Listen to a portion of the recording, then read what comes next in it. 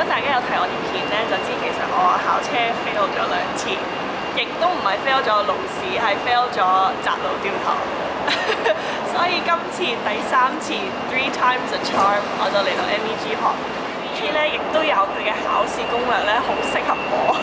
因為我雖然已經 fail 過2次啦，咁我就覺得嚟到 MEG 有佢嘅獨立訓練係佢其中一部分，就會好適合我，因為我覺得會令到我 focus 好多，同埋佢會專注去教我好多。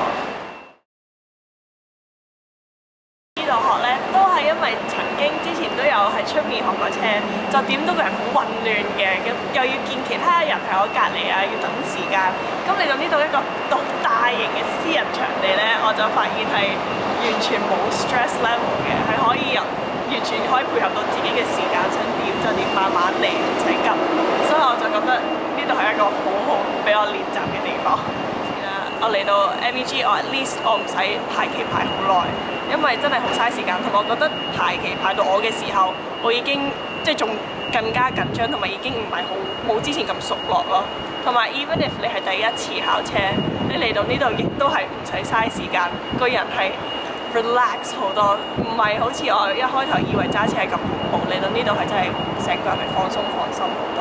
車嘅期望就係、雖然我已經唔係一 take pass 啦，之前希望今次 3 times a charm 第3次可以好 stress free 咁樣合格，可以揸車周圍走，就我好滿足㗎啦。